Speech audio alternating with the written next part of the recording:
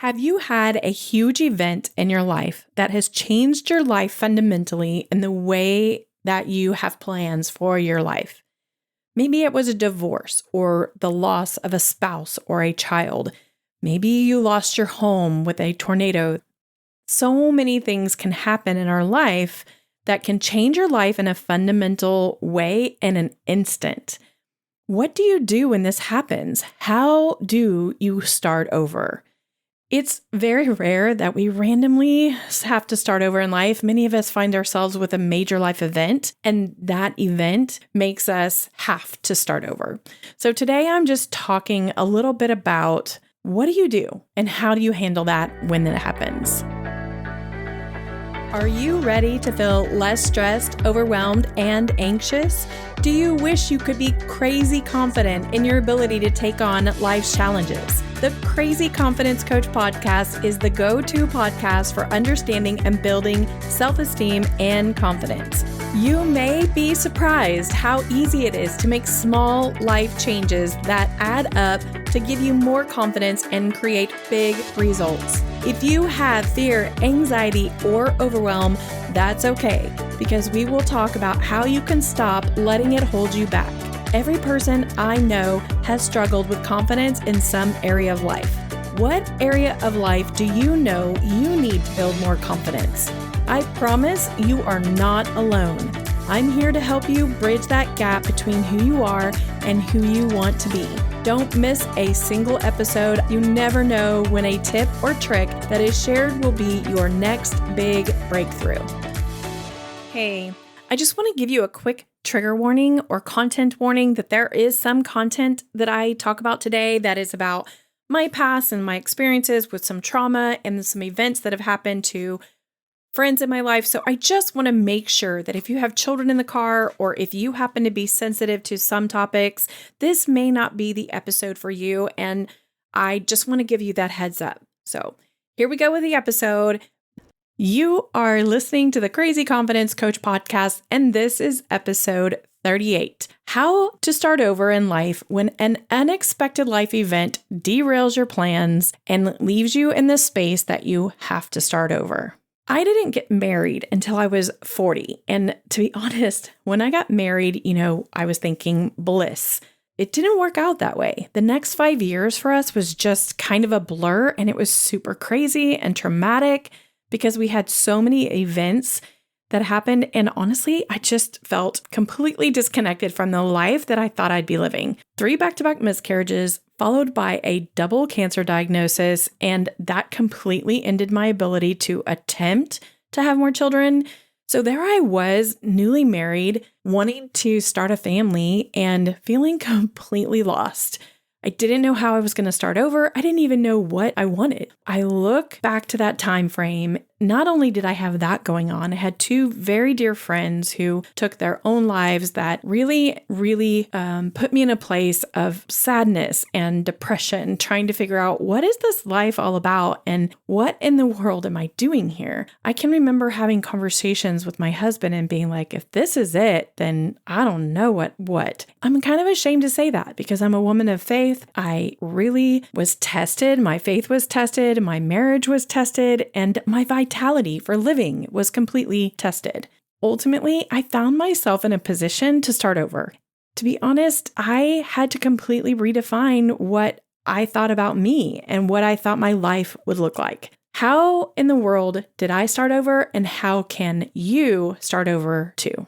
Today, I'm just going to share with you a few of my best tips I have for starting over when you have that experience of an unexpected life event that fundamentally alters your life and creates a space that you have to start over. When you have that event that derails you, your plans fall apart just naturally. Your compass is off and it's hard to get back on track. First things first, when something happens that derails you, take the time to grieve what it was that you lost. It could be a home, it could be a relationship, it could be a person, whatever it is, and it could be a job. Whatever it is, you have to take time to grieve that thing. I will never forget my last miscarriage happened the week of Christmas. On December 21st, I got a call from my doctor. She tells me, you're going to miscarry in the next few days. I was completely devastated. There's so much more to the story, but this is the third time that it happened to us. And I just completely was angry and numb.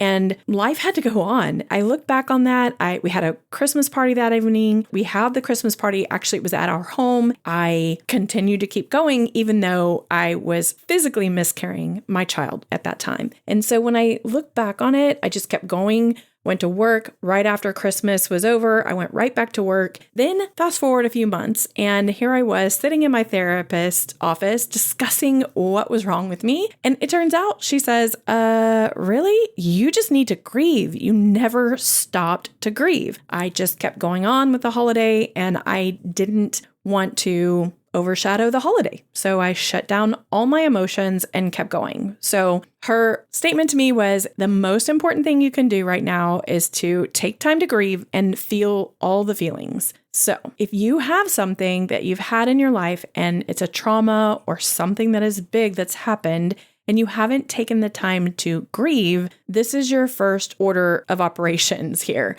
Take the time to feel what it makes you feel, to explore the thoughts it makes you think, and fully grieve. See how much that will help. I promise you, it will be life-altering. The next thing you want to do is pause to evaluate your life. Here, you're just looking at what worked and what didn't work. What traits do you love about yourself? What traits would you like to change? Be very specific and very clear about what you're evaluating and write it down so you can look over it from time to time. Just doing it in one sitting is not likely to give you all the epiphanies that you really want. But this is an opportunity for you to dig deep into how you want to create a path moving forward. It's really important to be clear and honest with yourself about what you like about yourself and what you don't like about yourself and who you are and who you want to be.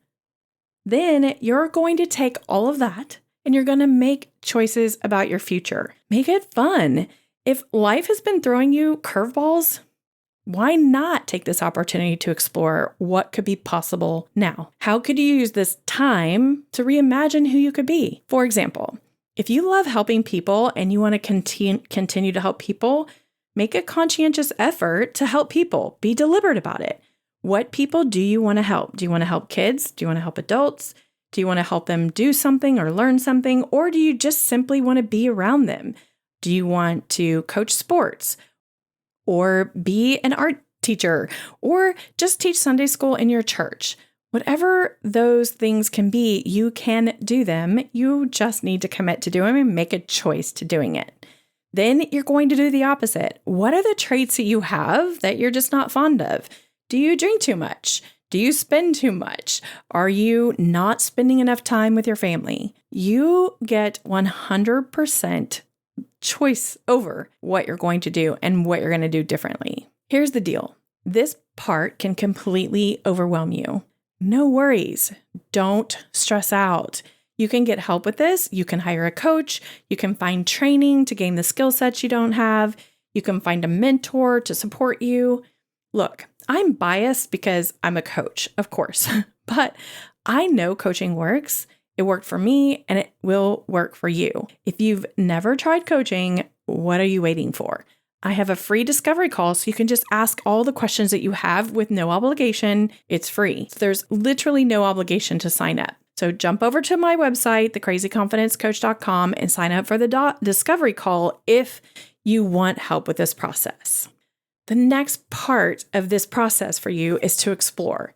Go out and try new things. Take a trip. Sign up for a cooking class or a painting class. Try karate or yoga. Do things that make you happy. For me, when I was starting over, what I ended up doing was creating with my hands. Doing art and painting furniture, that sort of thing. Those things are completely stimulating to your brain and it creates new neural pathways. This is exactly what you want because it's going to help you get out of the funk you're in and all of the time that you're feeling like, oh my gosh, this is so crazy. I don't want to start over. Literally, just getting out of your head is helpful. Next, just be kind to yourself. Take it easy when you need to. engage in self-love by taking walks or taking a bath or spending time with friends.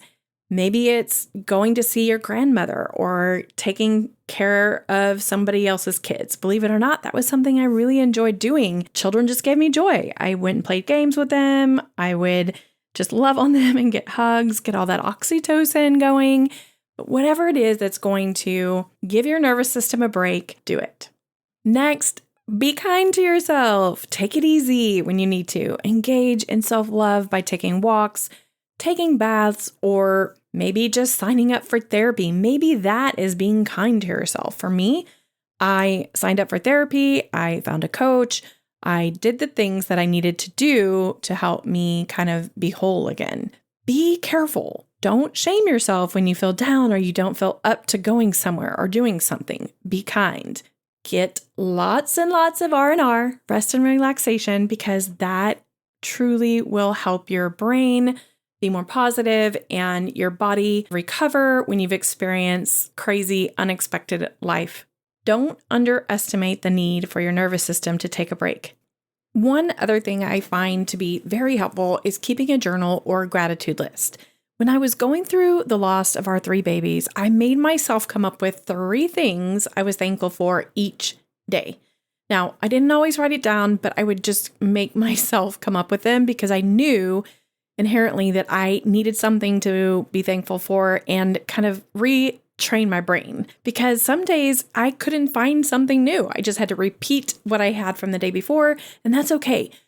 It's still good for you to work on your mindset and kind of restructure how you're thinking about things, especially when you've gone through something horrible that is making you reset your life or start over, because we tend to think of the negative side of that. So keep a gratitude journal or have yourself do 3 positive things a day, something like that will pull you out of your brain and out of like ruminating of all the bad things that you feel inside. You definitely don't want to keep that pinned up because that's going to come out in a negative way eventually. Lastly, I think it's super important to find a mentor or a friend to support you. Or depending on your situation, you may need to go outside your normal family circle or friend circle or church circle to find a group or some kind of support system that will help you get through what you're going through and have people that you can bounce your thoughts off of and your ideas off of. This is also an opportunity for a therapist or a coach to help you as well, someone who's completely neutral that you can trust and use to help you find your way when you're having to start all over. Okay. I hope you've enjoyed today, and I hope it has helped you think through if you have to start over because of some life event. I know it's tough. I know it can be difficult, but you can do it. I know you can. Thank you so much for joining me. Would you do me a huge favor? Will you share this podcast with 3 people you think might find the podcast helpful? To be totally honest, I have yet to meet one person who doesn't have at least one area of their life that couldn't use a crazy confidence boost. Hey, if you want to fast track your crazy confidence journey, let's hop on a call and figure out what's holding you back. Maybe you are struggling with feeling overwhelmed or feeling like you aren't enough. Do you want a big raise and don't know how to ask for it? Or are you just tired of feeling insecure with friends or your spouse? Whatever you're struggling with, I can help you. Go to www.thecrazyconfidencecoach.com to schedule your free discovery call today. Hope to see you here next week. Love you big.